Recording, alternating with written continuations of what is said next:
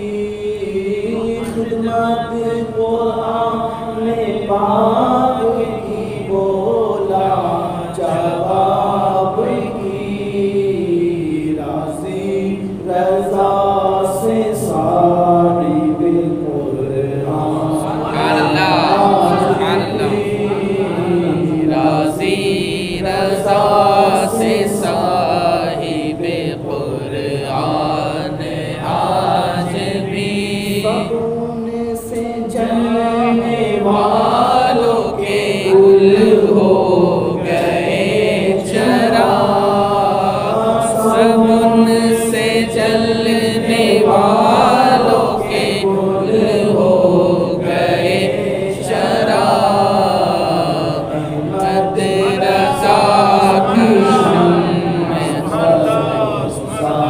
ہے آج بھی احمد رضا کی شمع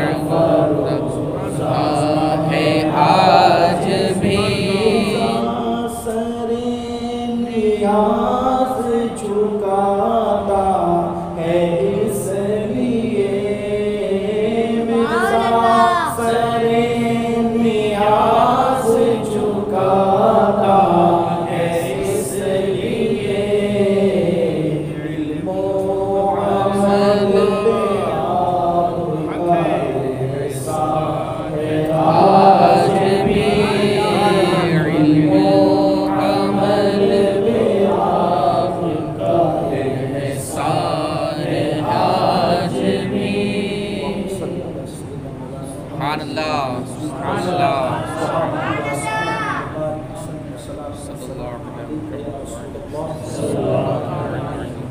آج امام اہل سنت امام احمد رضا خان محدث بریلوی رحمۃ اللہ تعالیٰ علیہ کی یاد کی یہ محفل ہے، اور جس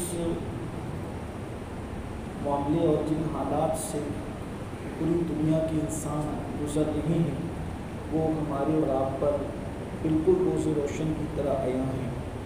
ان حالات میں محفلوں کا انعقاد بے پناہ مشکل سے مشکل تر ہے، لیکن اللہ تبارک و تعالیٰ اگر آسانیاں پیدا فرما دے تو پھر کوئی چیز مشکل نہیں رہ جاتی۔ امام اہل سنت امام احمد رضا خان محدث بریلوی رحمۃ اللہ تعالیٰ علیہ کے اتنے کارنامے ہیں اور اتنے کارنامے ہیں اور اتنے عظیم کارنامے ہیں کہ اگر ایک ایک کارنامے پر گفتگو کی جائے تو اس کے لیے کئی راتیں شارٹ ہو جائیں، مختصر ہو جائیں اور کارناموں کی داستان بڑی ہو جائے۔ یہ کوئی مبالغہ نہیں ہے بلکہ یہ حقائق ہے، کیونکہ امام احمد رضا کی شخصیت ہمہ جہت شخصیت ہے۔ آپ کی شخصیت کو اللہ تبارک و تعالیٰ نے ہمہ جہتیت عطا فرمائی تھی۔ آپ جس زاویے سے امام کی زندگی کو دیکھیں حیران رہ جائیں گے، اور اللہ تبارک و تعالیٰ ایسی ہستیوں کو اس لیے پیدا کرتا ہے کہ لوگ غلاموں کو دیکھ کر آقا کی عظمت کا اندازہ کر سکیں، کیونکہ ہم لوگوں نے رسول اللہ صلی اللہ علیہ وسلم کو دیکھا نہیں ہے۔ ہم نے حضور علیہ السلام کی زیارت ظاہری زندگی میں نہیں کی ہے، اور بھی لوگوں نے نہیں کی ہے، تو اللہ تبارک و تعالیٰ نے وقتاً فوقتاً گاہے بگاہے ایسی ہستیوں کو پیدا کیا، کبھی غوث پاک کی شکل میں، کبھی غریب نواز کی شکل میں، کبھی مسعود سالار غازی کی شکل میں، کبھی حضرت سیدنا نظام الدین اولیاء کی شکل میں، کبھی سرکار خواجہ قطب الدین بختیار کاکی کی شکل میں، کبھی حضرت سیدنا علی احمد علاء الدین صابر کلیر کی شکل میں، کبھی سیدی سرکار مجدد الفسانی شیخ احمد سرہندی کی شکل میں، کبھی حضرت شاہ عبدالعزیز محدث دہلوی کی شکل میں، کبھی شاہ ولی اللہ محدث دہلوی کی شکل میں، کبھی سرکار آل رسول احمدی کی شکل میں، کبھی شاہ برکت اللہ عشقی پیمی کی شکل میں، کبھی سرکار وارث دیوا کی شکل میں۔ اسی طریقے سے اللہ تبارک و تعالیٰ نے الگ الگ وقتوں میں الگ الگ ہستیوں کو پیدا کیا۔ میرے محبوب کو نہ دیکھنے والوں اپنے دور میں غلاموں کو دیکھو، جب غلاموں کو دیکھو گے تب ان کے آقا کی عظمت کا اندازہ ہو جائے گا۔ مثال کے طور پر اگر کوئی دیکھنا چاہے کہ رسول اللہ صلی اللہ علیہ وآلہ وسلم حیات ہیں یا نہیں ہیں، اس جلوے کو اگر دیکھنا چاہیں تو اللہ نے صابر پاک کو پیدا کیا کہ اپنی نماز جنازہ خود آ کر کے پڑھا کر بتاتے ہیں۔ جب آل نبی کی یہ شان ہے تو سید الانبیاء کی شان کارے غریب نواز ایک کاسے کے اندر پورے انا ساگر کو سمیٹ کر بتاتے ہیں کہ لوگوں، اللہ نے معین الدین حسن سنجری کو اتنی طاقت دی ہے کہ جب وہ اپنے کٹورے میں اتنے بڑے ساگر کو سمیٹ لیتا ہے تو کیا وہ رسول اپنی چادر میں اپنی امت کو سمیٹ نہیں سکتا؟ یہ جلوے دکھائے جاتے ہیں، یہ جلوے بتائے جاتے ہیں۔ میرے پیارے آقا صلی اللہ علیہ وسلم کے پیارے دیوانوں، تو ہستیاں الگ الگ دور میں پیدا ہوئی اور یہ سب نے بتایا کہ جب غلام ایسے ہیں تو آقا کی شان کا عالم کیا ہوگا۔ امام اہل سنت امام احمد رضا خان محدث بریلوی کو ہم دیکھیں، آپ اپنے دور کے ایک عظیم فقیہ ہیں، بلکہ فقیہ اعظم ہیں۔ اللہ نے علم فقہ پر آپ کو وہ درک، وہ ملکہ عطا فرمایا تھا کہ امام احمد رضا خان محدث بریلوی کا اگر فقہی انسائکلوپیڈیا دیکھنا ہے فقہ حنفی کا تو آپ فتاوی رضویہ شریف کو دیکھیں جو 12 جلدوں میں تھا، اور جب اس کی تشریح کی گئی اور اس کی تخریج کی گئی تو پھر وہ 30 جلدوں پر محیط ہو گیا۔ آپ غور فرمائیں امام اہل سنت نے کتنے فتاوے دیے، اور ان سارے فتاووں کے اندر ابتدائی 10 سال کے فتاوے موجود نہیں ہیں، وہ بعد کی زندگی کے فتاوے موجود ہیں، تو اتنی بڑی تعداد میں ہیں۔ اب آپ تھوڑا سا اندازہ کریں امام احمد رضا محدث بریلوی کا علم فقہ کے حوالے سے کارنامہ دیکھیے۔ سلطان محی الدین اورنگزیب عالمگیر رحمۃ اللہ علیہ یہ اپنی صدی کے مجدد کہلائے۔ علامہ ظفر الدین بہاری رحمۃ اللہ علیہ نے جب مجددین کی جو ہے وہ فہرست ترتیب دی اور آپ نے فہرست بیان فرمائی تو اس میں محی الدین اورنگزیب عالمگیر کا ذکر بھی کیا۔ اب آپ غور فرمائیں عالمگیر نے یہ جو کارنامہ انجام دیا ہے فتاوی عالمگیری کے حوالے سے کہ انہوں نے اپنے دور میں ہندوستان کے 500 متبحر علماء کرام کو جمع کیا، اور جمع کرنے کے بعد اورنگ آباد کی جامع مسجد میں بٹھا کر کے ان 500 علماء سے ایک کتاب ترتیب دلوائی اور اس کا نام رکھا فتاوی عالمگیری۔ آپ اندازہ کریں 500 علماء مل کر ایک کتاب ترتیب دیتے ہیں جسے ہم فتاوی عالمگیری کہتے ہیں، اور تنہا ایک امام احمد رضا فتاوی رضویہ امت کو عطا فرمایا۔ آپ غور کریں ان کی خدمات چھوٹی نہیں تھی جنہوں نے فتاوی عالمگیری امت کو پیش کی، لیکن یہاں تنہا امام احمد رضا ہے، اور وہاں فتاوی عالمگیری کی ترتیب کے اندر بادشاہ وقت نے ساری سہولیات فراہم کر رکھی ہے، ہر سہولت موجود ہے، حتیٰ کہ اتنی بھی سہولت ہے کہ فقیہ مفتی جب عالمگیری کا فتویٰ نقل کرتا ہے تو قلم اٹھا کر کے دوات کے اندر قلم اٹھا کر کے جو ہے روشنائی کے اندر ڈبا کر دینے والا بھی ایک خادم موجود ہوتا ہے، اور پھر مفتی فتویٰ لکھتا ہے اور کتاب تحریر کرتا ہے۔ لیکن یہاں امام احمد رضا ہے کہ پڑھتے بھی خود ہیں، لکھتے بھی خود ہیں، اور پھر پہلی مرتبہ تصنیفات جو چھپتی ہیں اس کی اکثریت یہ ہے کہ اپنے ذاتی پیسے سے شائع فرماتے ہیں۔ یہ امام احمد رضا کا کارنامہ، اتنے بڑے فقیہ ہیں، آپ اتنے بڑے فقیہ ہیں کہ امام اہل سنت سے افریقہ والوں نے بھی سوالات پوچھے، عرب والوں نے بھی سوالات پوچھے، انگلستان والوں نے بھی سوالات پوچھے، میرے امام نے سب کو جواب دیا۔ عربی میں جس نے سوال پوچھا اس کا جواب عربی میں دیا، اردو میں جس نے سوال کیا اس کا جواب اردو میں دیا، فارسی میں جس نے سوال کیا اس کا جواب فارسی میں عنایت فرمایا۔ امام احمد رضا خان محدث بریلوی اتنے بڑے فقیہ، عظیم محدث، اپنے دور کے عظیم محدث تھے۔ علم حدیث میں اللہ نے وہ درک اور ملکہ عطا فرمایا تھا کہ ان کے دور میں کوئی ان کا ثانی نظر نہیں آتا۔ مفکر بڑے تھے، اتنے بڑے مفکر اور اتنے بڑے سیاستدان تھے کہ آپ نے تحریک خلافت کے حوالے سے اس وقت میں جو پیشین گوئی فرمائی تھی لوگوں کو اس سے بڑی تکلیف ہوتی تھی، تکلیف تھی لوگوں کو کہ انہوں نے کیا کہہ دیا، لیکن امام اہل سنت کے وصال کے ٹھیک چند مہینوں کے بعد جب وہ پیشین گوئی پوری ہوئی اور خلافت عثمانیہ کا خاتمہ ہوا، تب لوگوں کو پتہ چلا کہ وہ مفکر بریلی کی چٹائی پر بیٹھ کر جو گفتگو کر رہا تھا، اس کی نگاہوں نے کئی مہینے پہلے جو منظر دیکھ لیا تھا، لوگوں کو کئی مہینوں کے بعد وہ منظر نظر آیا۔ یہ امام احمد رضا کی سیاسی بصیرت تھی، اور آپ کیسے مفکر تھے کہ جب آپ نے ہندوستان کی سرزمین پر مسلمانوں کی معیشت کو اور ان کی تنگ دستی کو، ان کی زبوں کو دیکھا تو اتنے بڑے مفکر تھے کہ امت کی کامیابی کے لیے تدبیر فلاح نجات و اصلاح نام کا ایک رسالہ آپ نے تحریر فرمایا، جس میں مسلمانوں کی معیشت کیسے مضبوط ہو سکتی ہے اس پر ایسا مؤثر پلان پیش فرمایا کہ اگر آج بھی لوگ اس کی طرف توجہ کریں تو مسلم امہ کی معیشت جو ہے پھر سے نئی زندگی پا سکتی ہے۔ امام اہل سنت امام احمد رضا خان محدث بریلوی رحمت اللہ تعالی علیہ اپنے وقت کے عظیم ریاضی داں ہیں، عظیم جیومیٹری داں ہیں، عظیم سائنس داں ہیں۔ میرے پیارے آقا علیہ السلام کے پیارے دیوانوں، آپ سوچتے ہوں گے اس طرح کی بات اپنوں کے مجمع میں عام طور پہ کر لینا آسان ہے، لیکن اس کو ثابت کرنا کچھ مشکل ہوتا ہے۔ لیکن میں اللہ کی توفیق سے، اگرچہ میں کوئی خطیب اور اہل علم میں میرا کوئی شمار نہیں، لیکن پھر بھی آگے کی گفتگو میں جو باتیں کر رہا ہوں اللہ کی توفیق سے کوشش کی جائے گی کہ کوئی نہ کوئی ایک مثال اس پر پیش کی جا سکے۔ اللہ اکبر، علم کا بڑا اللہ نے انہیں بڑا علم عطا فرمایا تھا، ہنر عطا فرمایا تھا، صلاحیتیں ان کو دی تھی، بلکہ پہلے لوگوں نے لکھا اور کہا کہ ان کو اللہ نے 54 علوم میں مہارت عطا فرمائی تھی۔ بعد میں محققین نے تحقیق کی اور تحقیق کر کے بتایا کہ اعلیٰ حضرت کو اللہ نے 108 علوم و فنون کے اندر مہارت عطا کی تھی، لیکن اللہ کے گھر میں اللہ کی قدرت پر یقین کرتے ہوئے کہتا ہوں یہ تحقیق بھی ابھی ناقص ہے۔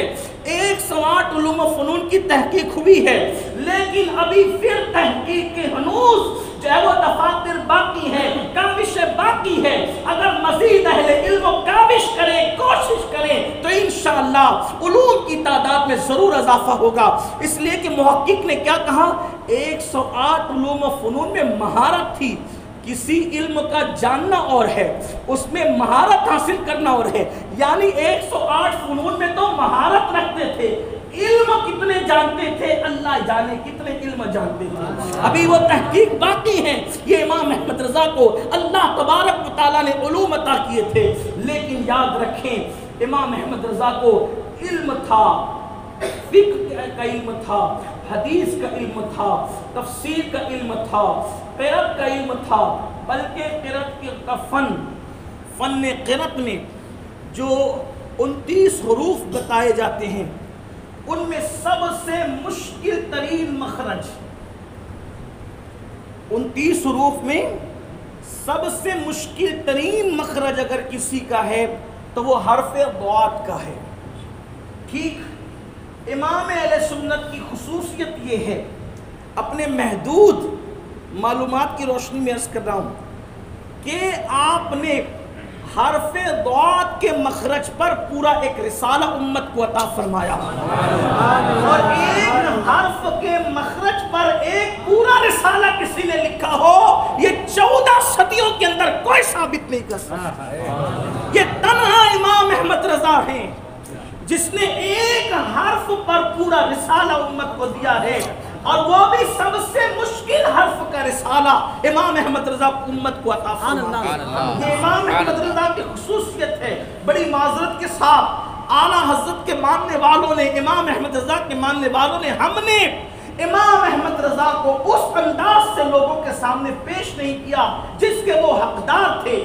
ہم نے چند باتیں ان کی لی اور اسی پر باتیں کرتے رہے، ورنہ امام احمد رضا کو اللہ نے جو ہنر دیا تھا، ان کی خصوصیات کو، ان کے کردار کو، ان کی زندگی کو، ان کے فنون کو، ان کے علوم کو، ان کی صبح و شام کو، اللہ نے ان کو جو کچھ عطا کیا تھا وہ سب دیکھ کر علماء عرب نے کہا یہ معمولی انسان نہیں ہے، یہ شخص اللہ کی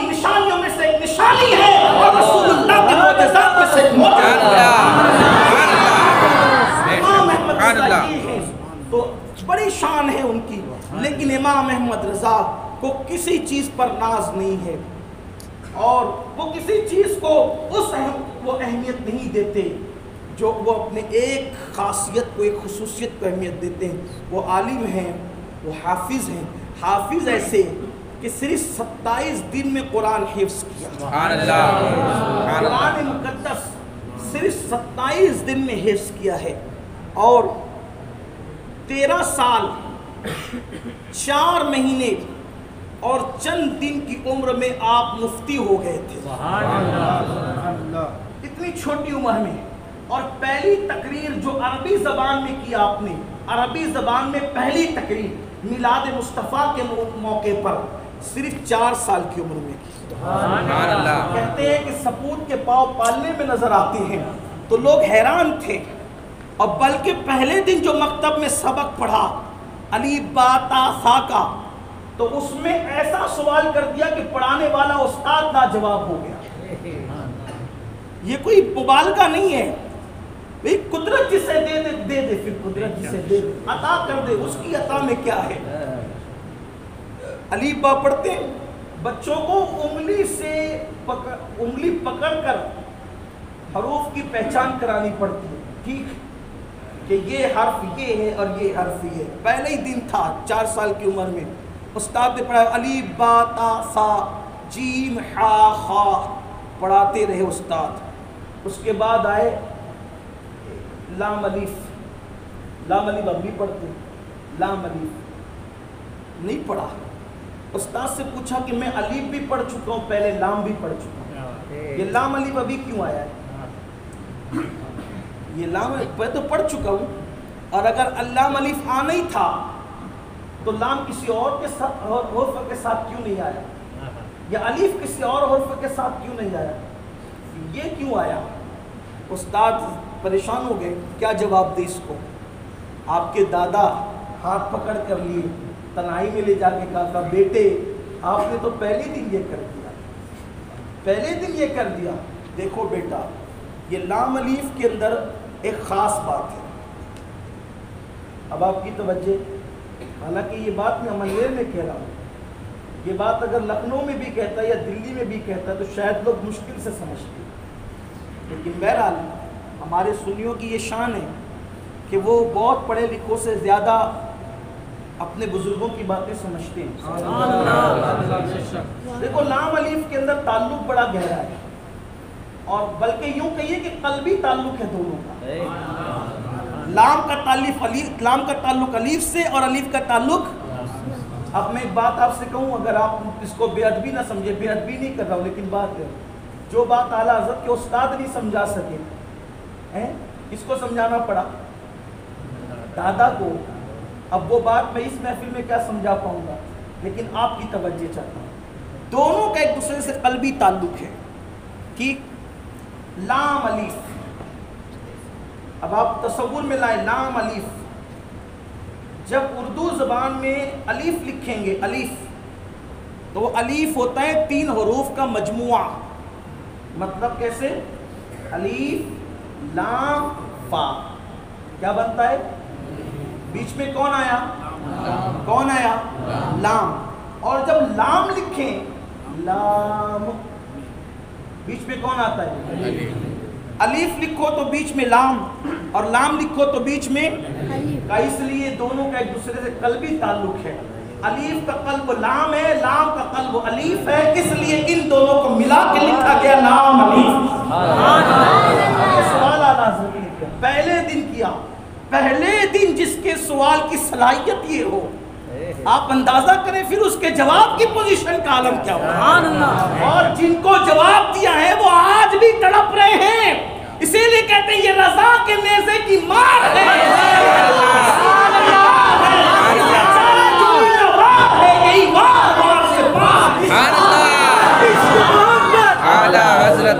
حضرت امام خان محدث سے بڑی شان دی اللہ نے، لیکن کسی پر ناز نہیں تھا۔ وہ عالم بھی ہے، حافظ بھی ہے، قاری بھی ہے، محدث بھی ہے، مفسر بھی ہے، ریاضی داں بھی ہے، سائنس داں بھی ہے، جیومیٹری داں بھی ہے، علم علوم کے ماہر ہے، علم عربیات کے ماہر ہے، علم فلکیات کے ماہر ہے، علم ستارہ کے ماہر ہے، نجوم کہتے ہیں، وہ نجومی نہیں تھے لیکن علم نجوم کے ماہر ہیں، وہ فلسفے کے ماہر ہیں، وہ اللہ نے ان کو یہ سب علوم عطا کیے تھے لیکن ان کو ان چیزوں پہ ناز نہیں تھا۔ اگر ان کو کسی چیز پہ ناز تھا تو اپنے عشق مصطفیٰ پہ ناز تھا۔ وہ سب سے بڑے عاشق رسول ہیں، وہ اپنے دور کے سب سے بڑے عاشق رسول تھے، اپنے زمانے کے بڑے عظیم عاشق رسول تھے۔ اللہ اکبر۔ اور ان کا سب سے بڑا کارنامہ یہ ہے کہ انہوں نے امت محمدیہ کو مصطفیٰ جان رحمت کے قدموں کے قریب لانے کی کامیاب کوشش کی ہے۔ امام احمد رضا کا دور، اب ذرا توجہ سے سنیں، امام احمد رضا کا دور ایسی افراتفری کا دور تھا، انگریزوں کی حکومت کا دور تھا، صہیونی طاقتوں کا دور تھا۔ اللہ اکبر۔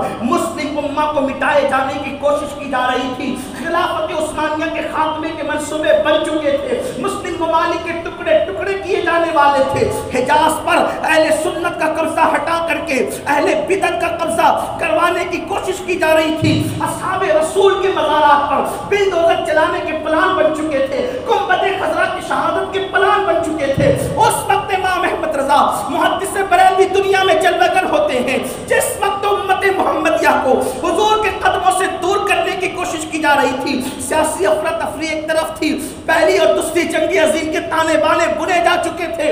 اللہ اکبر۔ مسلم امہ کا خاتمہ کرنے کے پلان بن چکے تھے۔ اس وقت امام احمد رضا نے دیکھا سیاسی افراتفری ہے، معاشیات کی افراتفری ہے، سماج کے اندر افراتفری ہے، امت منتشر ہے۔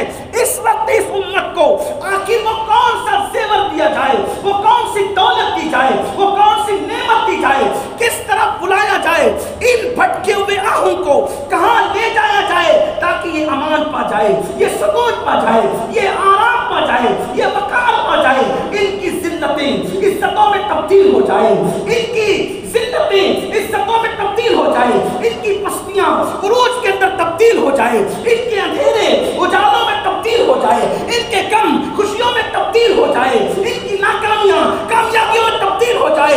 امام احمد رضا کے سامنے صحابہ کی زندگی تھی، انہوں نے صحابہ کی زندگی کا مطالعہ کیا اور اس نتیجے پر پہنچے، نمک اور کافور میں فرق نہ کرنے والوں کو جو عزت ملی تھی، خدا کی پہچان ملی تھی، اللہ کی معرفت ملی تھی۔ اللہ اکبر۔ عرب کے بوریا نشین جو کیسر و کسریٰ کے تاجدار بنے تھے، اس کا ایک ہی سبب تھا کہ وہ مصطفیٰ جان رحمت کے قدموں میں آ گئے تھے، اللہ نے ان کو کامیابی عطا کر دی تھی۔ امام احمد رضا نے سوچا امت کو سب طرف لے جانے کی بجائے ایک در مصطفیٰ کی طرف لے جاؤ، جب یہ قدموں میں آ جائیں گے تو ان کی ناکامیاں کامیابیوں میں تبدیل ہو جائیں گی، ان کے غم خوشیوں میں تبدیل ہو جائیں گے، ان کی پستیاں عروج میں تبدیل ہو جائے گی۔ اور پھر امام احمد رضا پوری زندگی عشق مصطفیٰ کا درس دیتے رہے۔ اٹھو تو یا رسول اللہ کہو، بیٹھو تو یا رسول اللہ کہو، کہتے ہیں بیٹھتے اٹھتے مدد کے واسطے یا رسول اللہ کی کثرت کیجئے، شرک ٹھہرے جس میں تعظیم حبیب، اس برے مذہب پہ لعنت کیجئے چرچا، انہی کا صبح و شام جانے کافر پر قیامت کیجئے۔ اللہ اکبر۔ میں نے عرض کیا تھا وہ ریاضی داں بھی تھی، وہ سائنس داں بھی تھی، ہے نا امام احمد رضا۔ دیکھو جب کوئی ریاضی داں ریاضی کی بات کرتا ہے تو وہ کیا کہتا ہے؟ 2 ضرب 2 کتنے ہو جائیں گے؟ ریاضی کا ضابطہ ہے، ٹھیک ہے۔ جیومیٹری کا ضابطہ کیا ہے؟ پرکار رکھو اور پھر دائرہ بنا لو، دائرہ بن جائے گا، سرکل مل جائے گا۔ زاویہ بنا لو، یہ زاویہ قائمہ ہے، یہ مثلث ہے، مربع ہے، وغیرہ وغیرہ، ٹھیک۔ یہ سب کچھ ہوگا۔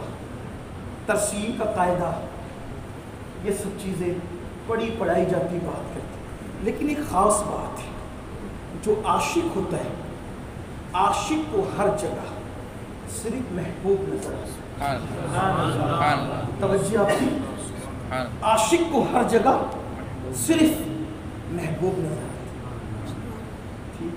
کسی نے کہا تھا کہ زلیخا کو جب پیار ہوا یوسف علیہ السلام سے تو زلیخا نے درختوں کے پتوں کو بھی یوسف کہا، چاند کو بھی یوسف کہا، سورج کو بھی یوسف کہا، اپنے ہار اور اپنے آئین کو بھی یوسف کہا، کان کی بالیوں کو بھی یوسف کہا، اپنے پینے کے کاسے اور گلاس کو بھی یوسف کہا. لیکن صوفیہ اور اہل عشق کہتے ہیں غلط ہے، اس لیے کہ عشق میں دوئی نہیں ہے. کیا عشق میں دوئی نہیں. پھر اس نے گلاس کو یوسف کیوں کہا؟ اس نے پتے کو یوسف کیوں کہا؟ تو صوفیہ کہتے ہیں زلیخا نے گلاس کو یوسف نہیں کہا، ایسی فنا تھی عشق یوسف میں کہ گلاس دیکھتی تھی تو گلاس نہیں، جلوہ یوسف نظر آتا. ٹھیک ہے، بالیاں دیکھی تو بالیاں نہیں، جلوہ یوسف نظر آتا. اور عشق میں یہ ہوتا ہے. آپ کہیں گے کیسے ہو سکتا ہے؟ ہم کہتے ہیں عشق کرو تو دیکھو نا، جس کو عشق ہوتا ہے ہم نے تو عشق کی باتیں صرف کی. بڑی معذرت کے ساتھ مجھے یہ عنوان بڑا پسند ہے عشق کا، اور بالخصوص عشق رسول کا. بلکہ واللہ کہوں تو حقیقت یہ ہے کہ یہ اپنی زندگی کا عنوان ہے. یہ اپنی زندگی، اصل بندگی یہی ہے، اصل الاصول بندگی اس تاجور کی ہے. ہم نے عشق کی بات کی ہے، نہ کبھی عاشقوں کی صحبت میں بیٹھے، نہ کبھی عشق سمجھنے کی کوشش. ہاں، سود کے لقمے حلق میں جا رہے ہیں اور ہم عاشق رسول. عورتوں پہ بدنظری ہو رہی ہے، ہم عاشق رسول ہیں. موبائل کے اسکرین پر ہیرو کی تصویر ہے، ہم عاشق رسول ہیں. مجھے بتاؤ اس سے بڑی عشق کی توہین کیا ہوگی کہ کہاں وہ خدا بھاتی صورت قدرت نے ہمیں عطا کی. تیری سیرت تیری صورت زمانے سے نرالی ہے، تیری ہر ادا پیارے دلیل بے مثالی ہے. ایسا محبوب دیا، اگر آپ کی توجہ ہے تو سنو، ایسا محبوب دیا، ایسا بے مثل بے مثال دیا کہ ان کا سایہ تک نہیں رکھا. استاد زمان کہتے ہیں یہی منظور تھا قدرت کو کہ سایہ نہ بنے، ایسے یکتا کے لیے ایسی ہی یکتائی. ایسا محبوب دیا، لیکن اس محبوب کی قدر کیا کی؟ اس محبوب کو چھوڑا اور نچنیوں کی تصویریں موبائل کے اسکرین پر رکھی. اس محبوب کو چھوڑا اور ہیرو کو اپنے لیے آئیڈیل بنایا. اس محبوب کے کردار اور ان کی زندگی کو چھوڑا، ترک کیا اور گناہوں کے دلدل میں ڈوب گئے. مجھے بتاؤ کیا زنا کے اڈوں پہ جانے والوں کو عاشق رسول کہلانا زیب دیتا ہے؟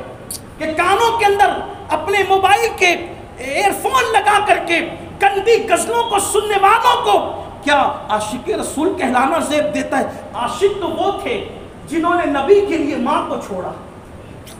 ہے توجہ آپ کی؟ نبی کے لیے ماں کو چھوڑا. کیا حضرت مصعب ابن عمیر کی زندگی نہیں پتا؟ جب مصعب ابن عمیر مسلمان ہو گئے تو ماں نے کہا مصعب تم بے دین ہو گئے ہو.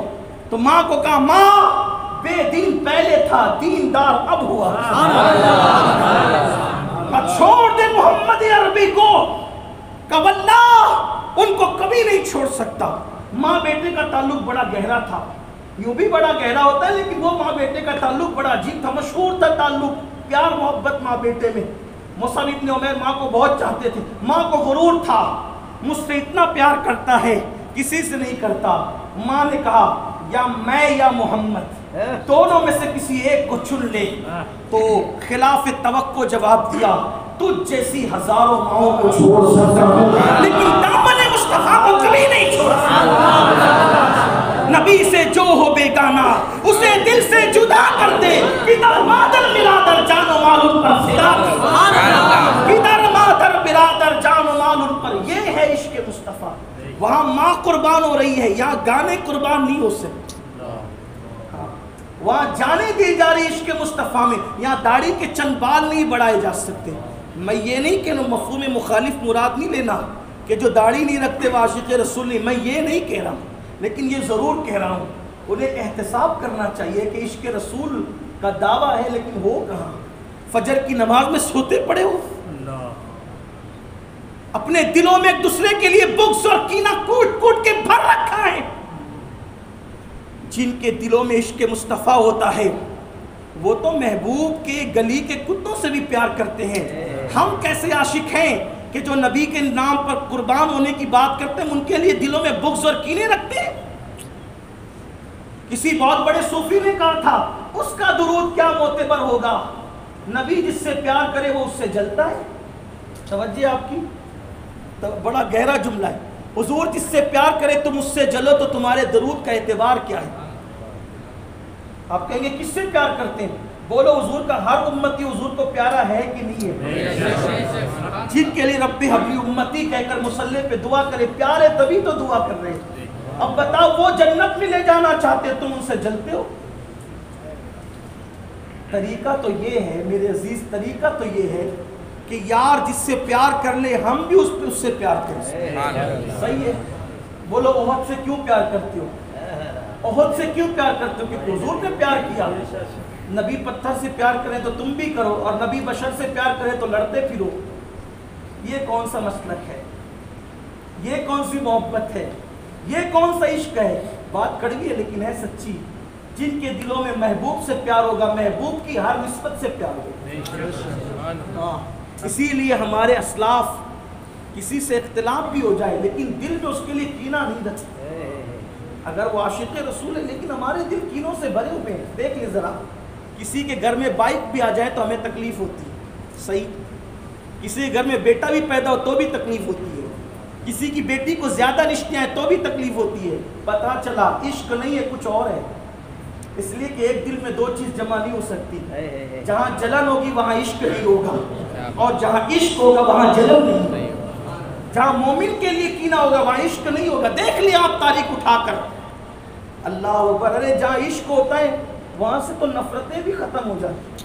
کسی نے رابعہ بصری سے پوچھا رابعہ اتنی اللہ کی عبادت کرتی ہے شیطان تجھے بہت ستاتا ہوگا. رابعہ بصری کہتی ہے یار کی یاری سے فرصت نہیں ملتی، دشمن کی طرف توجہ کرو. عاشقوں کا مزاج تو یہ کہ یار کی یاری فرصت نہیں دیتی، کس کی طرف توجہ کیا کرے. وہ جلوہ ہی ایسا ہے کہ وہ گم کرتا ہے. خود میرے امام کہتے ہیں تیرے قدموں میں جو ہے غیر کا منہ کیا دیکھے، کون نظروں پہ چڑھے دیکھ کے تلوا دے.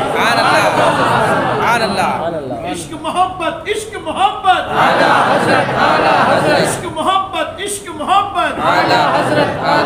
عاشق کو ہر جگہ جلوہ محبوب نظر آتا ہے. یہ بات تو زلیخا کو ہر جگہ جلوہ یوسف نظر آیا، اس لیے وہ سب کو یوسف یوسف کہتے ہیں. اب آئیں ذرا دیکھیں عشق امام احمد رضا. جب جیومیٹری والے جیومیٹری کی بات کرتے ہیں، آپ نے کبھی نہیں دیکھا ہوگا کہ جیومیٹری میں کسی نے نعت لکھی ہو. لکھی کسی نے؟ لکھی ہو تو بتاؤ. لیکن یہ تنہا امام احمد رضا ہے جیومیٹری میں بھی یہ نعت پڑھتے ہیں. کیونکہ محبوب فنا یہ تھے کہ جو دیکھا محبوب نظر آئے، جو دیکھا محبوب نظر آئے. حتیٰ کہ کعبہ بھی دیکھا تو محبوب نظر آئے. کعبے پہ نظر پڑی تو بھی محبوب نظر آ کے لگے ہوتے کہاں خلیل و بنا کعبہ و منا لولاک والے صاحبی سب تیرے گھر کی ہے. لولاک والے صاحبی سب تیرے. زمزم پہ نظر پڑی تو بھی محبوب نظر آیا. اور بڑی بات کہی، کہتے ہیں ان کو بے مانگے ملا، کن کو ان کو بے مانگے ملا، ان کو رگڑ کر ایڑیاں. زمزم دیکھا تو لوگوں کو جناب اسماعیل علیہ السلام یاد آتے. اسماعیل علیہ السلام یاد آئے لیکن محبوب کی نسبت سے یاد آئے. پہلے محبوب یاد آیا. ان کو بے مانگے ملا، ان کو رگڑ کر ایڑیاں. صاحب کوثر کے ہمسر صاحب زمزم نہیں. صاحب کوثر کے ہمسر. تو میں کہہ رہا تھا کہ جیومیٹری میں بھی نعت پڑی ہے. دیکھو جب نقطے نقطے نقطے نقطے نقطے بنتے ہیں تو دائرہ بنتا ہے. اسی کو سرکل کہتے ہیں آپ، دائرے کو. اب میرے امام اس دائرے کو دیکھتے تو بھی محبوب یاد آتا. اب دائرے کو دیکھ کے محبوب کیسے یاد آئے؟ یہ فنا فی رسول ہے ان کا. کہتے ہیں کمال امکا کے جھوٹے نقطوں. دیکھو یہ جیومیٹری میں نعت ہو رہی ہے. میں سمجھتا ہوں کہ غالب اور اقبال حیران رہ جائیں. غالب اور اقبال، حالانکہ جس نے شاعری ذرا بھی پڑھی ہو تو وہ کبھی غالب اور اقبال کو فراموش نہیں کر سکتے. ٹھیک، غالب تو ایسا غالب ہے کہ اردو ادب پر آج تک انہی کا غلبہ نظر آتا ہے. کسی نے کہا غالب بڑی غزلیں لکھی اور غزلیں لکھ کر بھی اتنا اپنے اوپر غرور تھا، اور واقعی اسے حق بھی تھا اپنے فن پر ناز کرنے کا. تو کہتے ہیں کہ اپنے فن کے بارے میں تعریف کرتے ہوئے کہتے ہیں کہ یوں تو ہے زمانے میں سخنور بہت اچھے، کہتے ہیں کہ غالب کا انداز بیاں اور یہ غالب کی شان ہے. غالب غالب ہی ہے. ایک دن غالب سے کسی نے کہا کہ غالب غزلیں بڑی لکھی.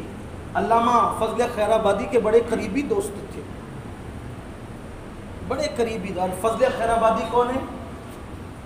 تقویت الایمان کا رد کرنے والی شخصیت، انگریزوں کے خلاف جہاد کا پہلا فتویٰ دینے والا مجاہد آزادی، بلکہ آزادی کی پہلی اینٹ رکھنے والا شخص علامہ فضل خیر آبادی چشتی رحمۃ اللہ علیہ، ان کے دوست تھے. ایسے دوست ہیں جب ان کی شہادت ہو گئی تو غالب کہتے ہیں آگے آتی تھی حال دل پہ حیثیت کسی بات پر نہیں آتی، چھوڑ دیا ہنسنے چھوڑ دیا تھا. علامہ کی شہادت کے بعد اتنے قریبی تعلقات تھے غالب کے، لیکن میں غالب کی تعریف کرنے نہیں بیٹھا، اس لیے کہ مجھے بھی غالب کی شاعری سے کہیں نہ کہیں اختلاف ہے.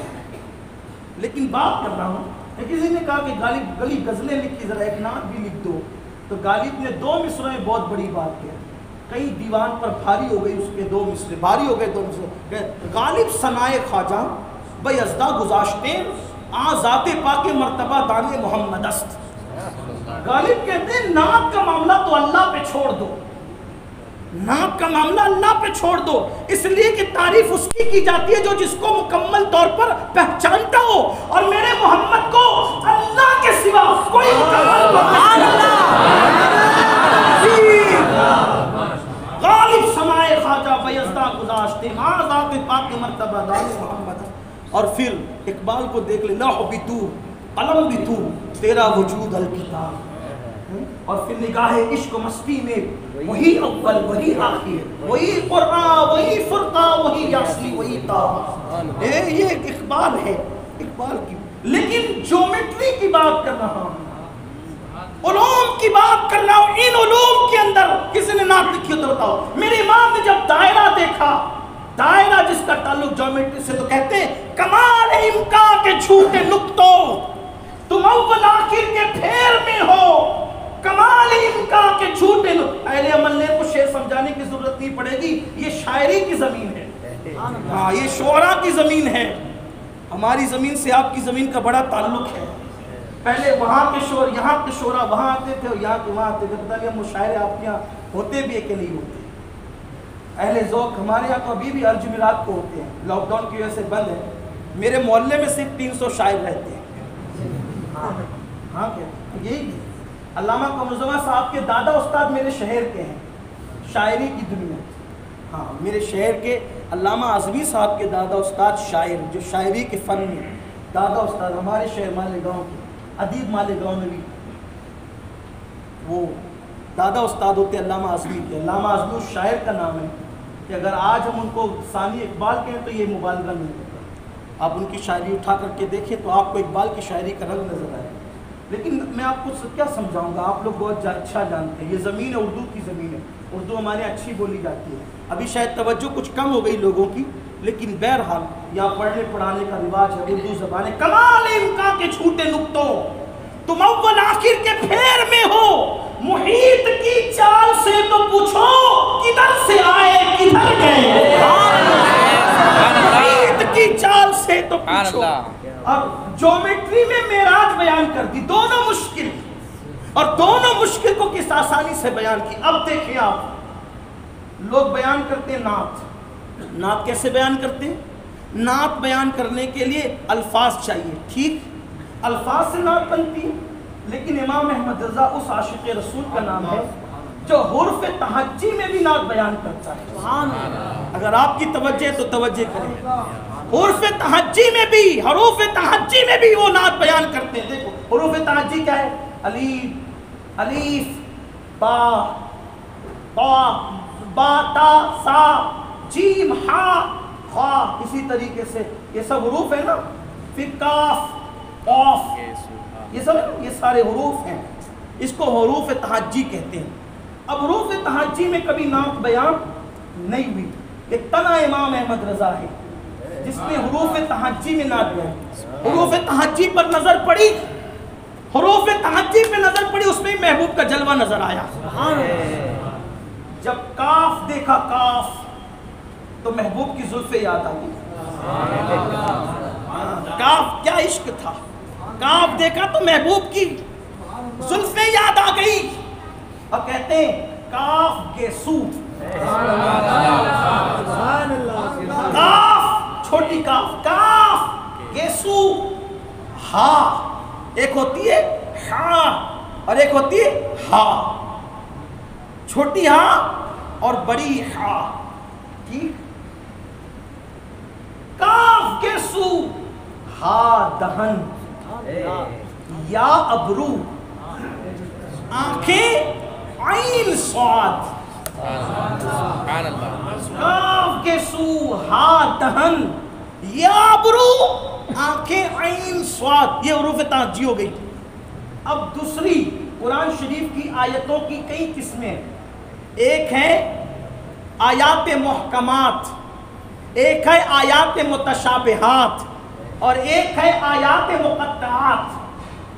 یہ آیات محکمات وہ ہے کہ ترجمہ بھی آسان، سمجھنا بھی آسان، متشابہات وہ ہیں ترجمہ کر سکتے ہیں سمجھ نہیں سکتے، ٹھیک، اس کی تشریح کر نہیں جاتا، لیکن مقطعات ایسی آیتیں ہیں کہ نہ اس کا ترجمہ ہو سکتا ہے اور نہ اس کو کوئی سمجھ سکتا ہے، ٹھیک۔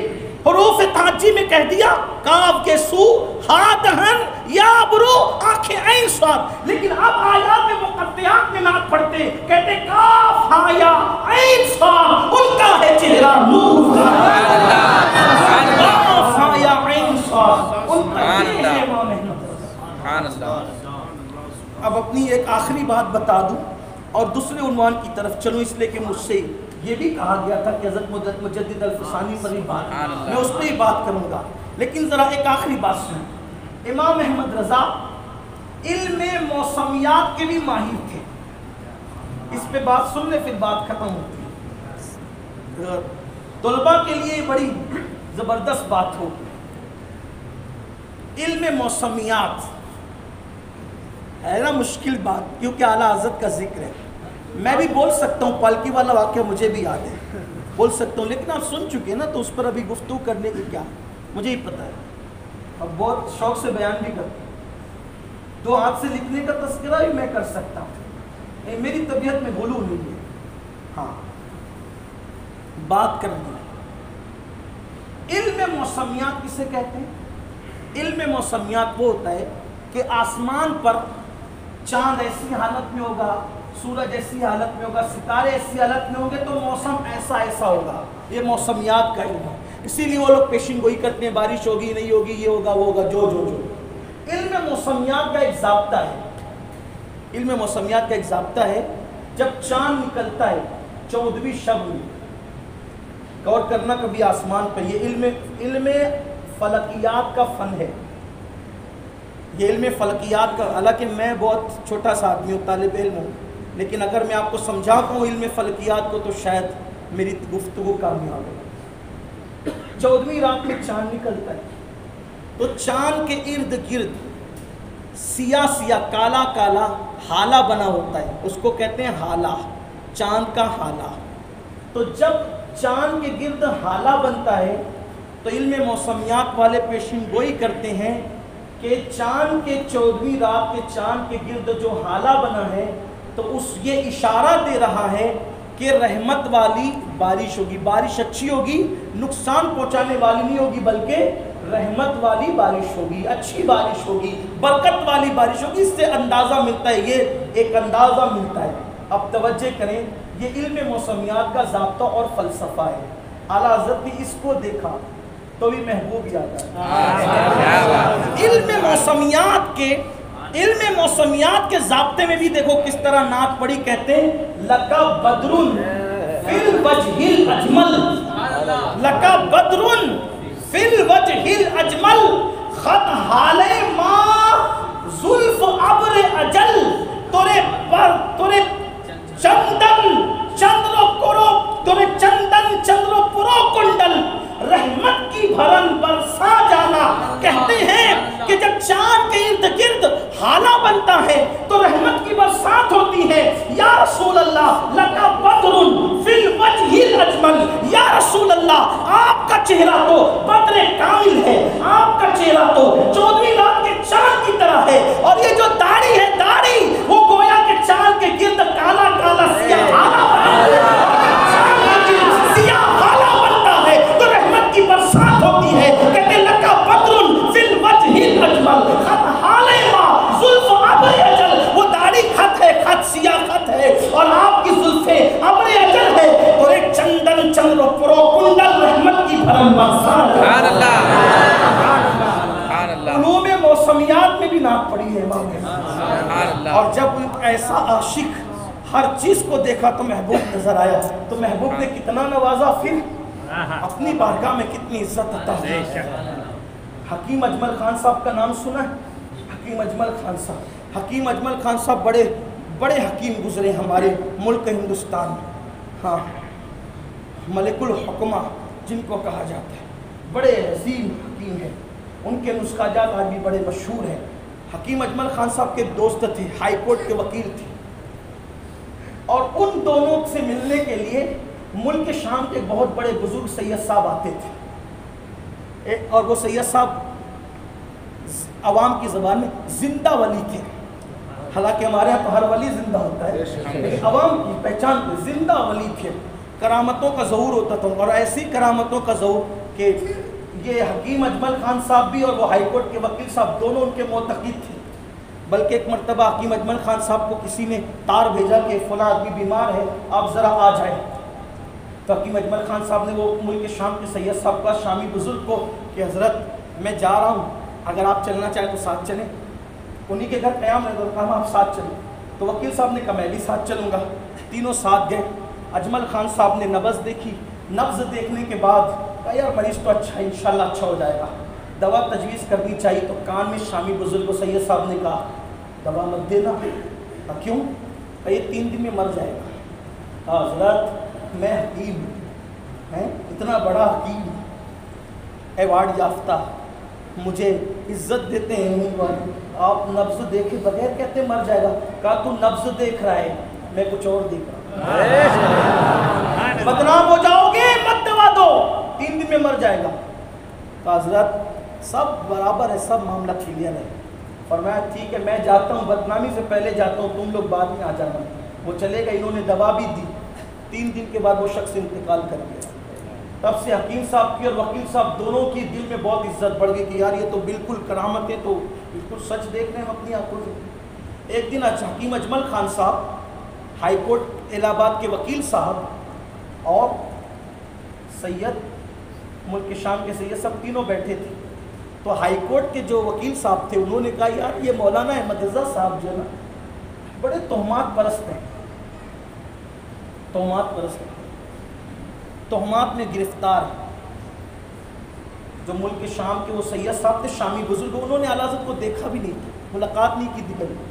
खड़े हो गए, वकील साहब ज़बान रोकिए, अगर ताल्लुकात कायम रखना है तो बड़े मौलाना आला हज़रत की गुस्ताखी नहीं सुन सकता, मैं नहीं सुनूंगा, चुप रहो वरना ताल्लुकात आज से ख़त्म।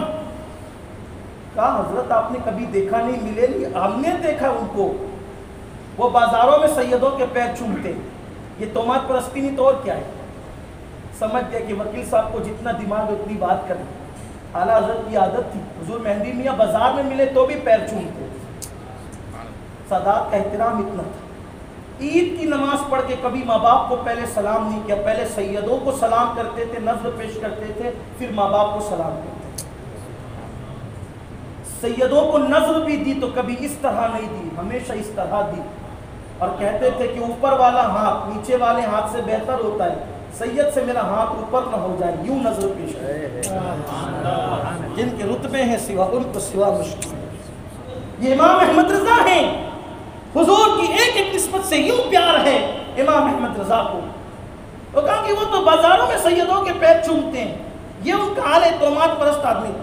آپ نے فرمایا اس سید صاحب نے شامی مزید خبردار، میں نے نہیں دیکھا ہے ان کو ملاقات نہیں کی، لیکن جو میں نے دیکھا ہے میں نہیں سن سکتا ان کے خلاف کوئی بات، میں نے انہیں دیکھا ہے، ملا نہیں لیکن دیکھا ہے۔ اب وکیل صاحب چونکہ کرامتیں دیکھ چکے تھے پکڑ لیا، کہا کیا دیکھا وہ بتاؤ، کیا دیکھا وہ بتاؤ۔ اب یہ بول کر تو پھنس گئے سید صاحب، ملک کے شام کے شامی بزرگ پھنس گئے کہ بھئی چھوڑ یار، بس اتنا کہتا ہوں ان کی برائی مت کر، بڑی ہستی ہے، بہت بڑی ہستی ہے، برائی مت کر ان کی، تو نہیں جانتا ان کو۔ کہا کہ آپ نے کیا دیکھا وہ بتاؤ۔ جب دونوں نے مل کے مجبور کیا، حکیم اجمل خان صاحب نے بھی اور وکیل صاحب نے بھی، تو سید صاحب نے فرمایا ایک دن میں عالم رویا میں اپنے نانا جان مصطفیٰ جان رحمت کی خدمت میں حاضر تھا۔ آپ نے محفل سجی تھی، تخت پر حضور بیٹھے ہوئے تھے، ایک نوجوان کو حضور نے اشارہ کیا کھڑا ہو، اور میرے سامنے میری شان بیان کی۔ وہ جوان کھڑا ہوا حضور کی شان بیان کرنے لگا، تو حضور اس کی طرف مسکرا کر توجہ سے دیکھنے لگے۔ مجھے رشک آیا، میں نے پوچھا آقا یہ کون خوش نصیب ہے جس کو آپ کی بارگاہ میں تقریر اور خطاب کرنے کا شرف حاصل ہے، اور تو بے دیکھے خطاب کرتے ہیں، یہ تو دیکھ دیکھ کے رخ والدعا کی تفسیر کرتا ہے، یہ کون ہے؟ فرمایا یہ بریلی میں رہنے والا احمد رضا ہے۔ حضور کی بارگاہ میں جس کی شان یہ ہے، میں بھی اس کا معتقد ہو گیا، حالانکہ میری ملاقات نہیں۔ یہ امام احمد رضا ہے، ملک سخن کی شاہی، تم کو رضا مسلم، جس سمت آ گئے ہو سکے دکھا دیے۔ لیکن آپ اندازہ کریں اعلیٰ حضرت یہ ہیں، توجہ آپ کی، اعلیٰ حضرت یہ ہیں، لیکن اعلیٰ حضرت خود جس کی تعریف کرے وہ کیسا ہوگا؟ اعلیٰ حضرت جس کو قیوم زمانی لکھے وہ کیسا ہوگا؟ اعلیٰ حضرت جس کو مجدد الفسانی لکھے وہ کیسا ہوگا؟ کی شان یہ ہے، لیکن اس مجدد الفسانی کی شان کیا ہوگی؟ جس کے مکتوبات کے متعلق امام احمد رضا لکھتے ہیں کہ مکتوبات امام ربانی کی ضرورت ان کے دور میں جتنی تھی اس سے زیادہ ضرورت آج وہ مجدد الفسانی، وہ مجدد الفسانی شیخ احمد سریندی، فاروق اعظم کا بیٹا، عمر ابن خطاب کا بیٹا، وہ فاروقی شہزادہ جن کی ولادت سے 1000 سال پہلے مصطفیٰ جان رحمت نے ان کی ولادت کی خبر دی۔ سبحان اللہ، یہ مجدد الفسانی شیخ احمد سریندی ہے، اور جس نے اکبر کے فتنے کو دھول چٹائی، جس نے اکبر کے فتنے کو دھول چٹائی۔ یاد رکھنا فتنے کے وقت حق بات کرنا یہ سب کا نصیبہ نہیں ہے۔ کیا بات ہے، اگر آج کوئی حکومت کی طرف سے پابندی لگ جائے تو لوگ عنوان چھوڑ دیتے ہیں، جبکہ حکومت آج دنیا میں اکثر ممالک میں جمہوری حکومت ہے، اس پارٹی کے خلاف بولو گے تو وہ پارٹی کھڑی ہو جائے گی مدد کے لیے، صحیح ہے، لیکن پھر بھی لوگ جلدی سے حکومت کے خلاف بولنے کی ہمت نہیں کرتے، جس کا دور ہوتا ہے اسی کی ڈھول پیٹتے ہیں لوگ، یہی ہے نا۔ لیکن مجدد الفسانی شیخ احمد سریندی ہندوستان کے مسلمانوں پر عشق رسول کے معاملے میں جتنا امام احمد رضا کا احسان ہے، اس سے کئی زیادہ عقیدہ توحید کے تحفظ کو لے کر شیخ احمد سریندی مجدد الفسانی کا احسان۔ یہ بات الحمدللہ ہم قادری ہیں، خلافت و اجازت کے اعتبار سے چشتی ہیں، نقشبندی بھی ہے، سہروردی بھی ہے، شاذلی بھی ہے، رفاعی بھی ہے، لیکن ہم اپنے بزرگوں کی جب شان بیان کرتے ہیں تو جس کی جو ہے وہ ہے، ہم دل چھوٹے نہیں کرتے، ہم یہ نہیں کہتے کہ مجدد الفسانی نقشبندیوں کی شان بیان کریں گے تو ہم کہا رہیں گے ہم بھی نقشبندی ہیں، سلسلے بیعت کے اعتبار سے قادری ہیں، لیکن خلافت و اجازت کے اعتبار سے تو سارے سلسلوں کی برکتیں حاصل۔ اور امام احمد رضا خود بھی نقشبندی تھے، چشتی بھی تھے، سہروردیت بھی وہاں تھی۔ تو بات یہ کہنا چاہتا ہوں کہ حکومت کے خلاف کھڑے ہونا آسان نہیں ہے، وہ بھی جمہوری حکومت کے خلاف کھڑے ہو، جبکہ جمہوریت میں تو حکومت کے خلاف بول سکتے ہیں، لیکن جبکہ بادشاہت ہو اور کوئی جمہوریت کا تصور نہ ہو، کوئی کسی کا پرسانیہ، جو بادشاہ کہہ دے وہی پتھر کی لکیر ہو جائے، اس وقت بادشاہ کے خلاف کھڑے ہونا کتنا بڑا کارنامہ ہے۔ ہند کی سرزمین پر اکبر نے اکبر جیسا مردود ملعون ملحد، اکبر جسے دنیا اکبر اعظم کہتی، اکبر دی گریٹ کہتی، اس لیے کہ لوگوں کی عادت ہے کہ لوگ ہر اس کو ہیرو بناتے ہیں جو اسلام کے خلاف کھڑا ہوتا ہے۔ اکبر، یہ اکبر جو تھا یہ پڑھا لکھا آدمی نہیں، اس کو علم دین سے واقفیت نہیں۔ یاد رکھنا، جس کو دین نہیں پتا، علم دین نہیں پتا، وہ کیا کرے گا کوئی گارنٹی نہیں۔ دین نہیں پتا، شروع کے دین اس کے جو تھے نا وہ بڑے دین کے قریب نظر آتے تھے، شروعات کے دین۔ یہ حال اس کا یہ تھا تقوی پرہیزگاری کا ابتدائی دنوں میں کہ لوگوں کے مسجد میں آنے سے پہلے استنجا کے ڈھیلے یہ دھو کے رکھتا تھا اکبر، وضو کے لوٹے میں پانی بھر کے رکھتا تھا، بادشاہ کی اولاد ہونے کے باوجود۔ لیکن جب بادشاہ بننے کے بعد کچھ دوسرے مذاہب کی عورتیں بھی اس کے نکاح میں آئیں، آنے کے بعد سوچ بدلی، فکر بدلی، بڑی طویل داستان ہے اس کے پیچھے، کبھی میں نے کسی بیان میں بہت تفصیل سے اس کا ذکر کیا ہے، حضرت مجدد الفسانی کی سیرت بیان کرتی ہے۔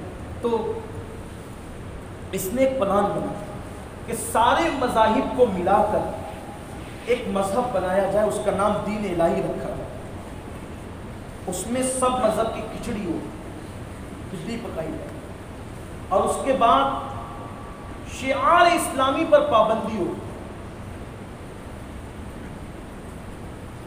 بیل کے مؤنث کی قربانی اس پہ ممانعت ہو۔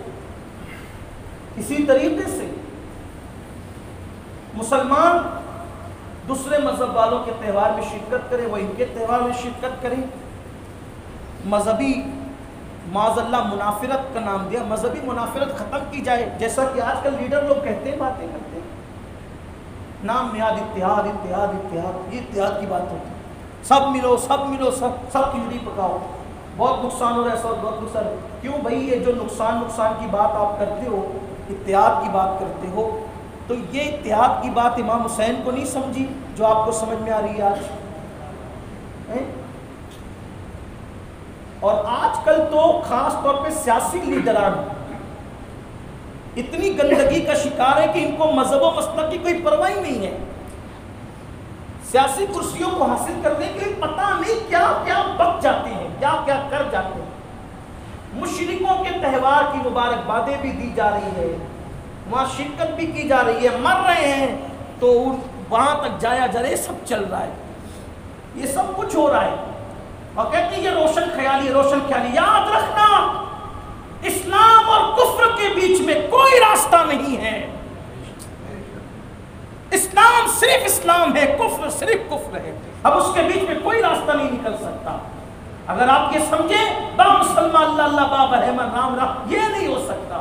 لا الہ الا اللہ، اللہ کے سوا کوئی معبود نہیں ہے۔ ہاں، ہمیں اخلاق کا درس دیا گیا ہے، ہمیں کردار کا درس دیا گیا ہے، لیکن یہ نہیں کہ ہم کھچڑی بنائیں اور سب ایک کرنے کی کوشش کریں۔ یہ آج ہو رہا ہے، مگر یاد رکھنا، جتنے چاپلوس بنو گے اتنے مارے جاؤ گے، تباہ کیے جاؤ گے، برباد کیے جاؤ گے۔ قرآن کہتا ہے کہ یہود و نصارا مشرکین اس وقت تک تم سے خوش نہیں ہو سکتے حتی تتبع ملتہم، جب تک کہ تم ان کے مذہب میں داخل نہ ہو جاؤ۔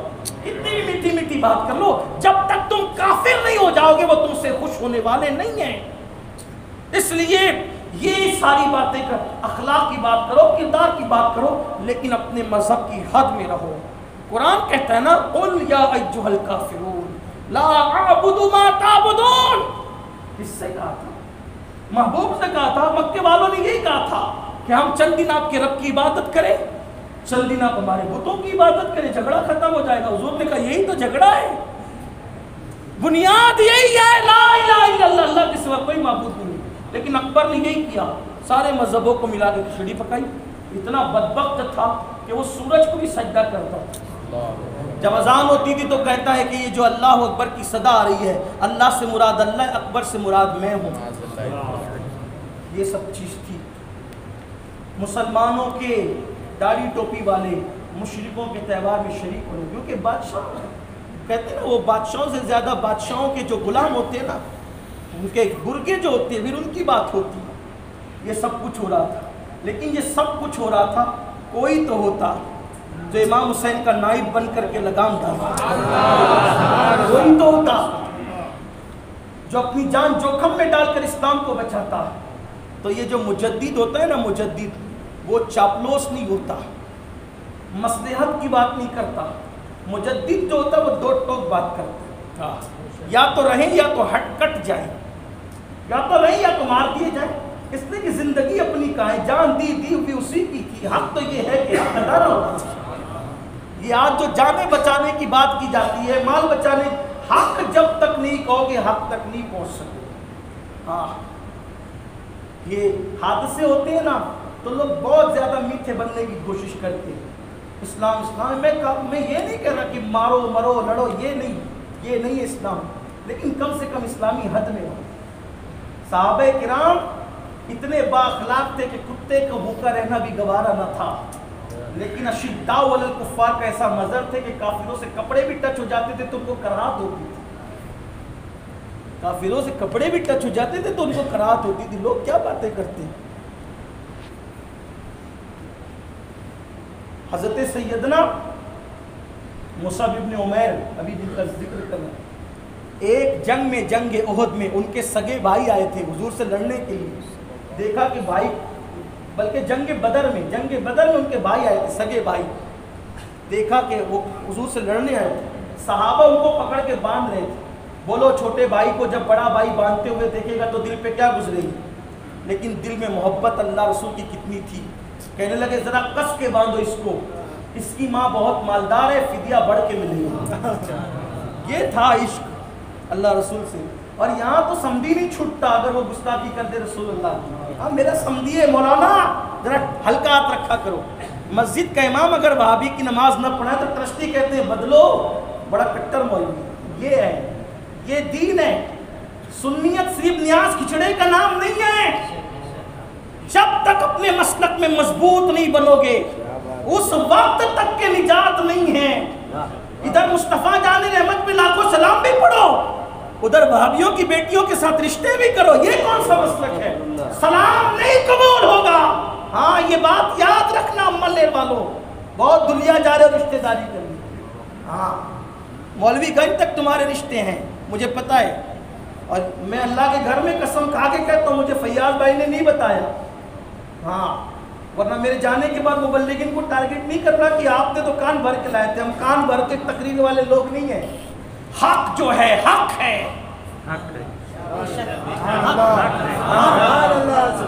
آپ کہتے ہیں نہیں یار ہمیں تو سب سے ملنا پڑتا ہے. سب سے ملنا پڑتا ہے، ایک دن حضور سے بھی ملنا ہے. حضور کی شفاعت بھی حاصل کرنا ہے. اللہ کے رسول پوچھیں گے کہ میرے گستاخ کی بیٹی گھر میں لایا تھا تو منہ کیا دکھاؤ گے؟ میرے گستاخ کو داماد بنایا تھا تو منہ کیا دکھاؤ گے؟ امام کہتے ہیں دشمن احمد پہ شدت ملحدوں کی کیا محبت کیجئے، غیظ میں جل جائے بے دینوں کے لیے یا رسول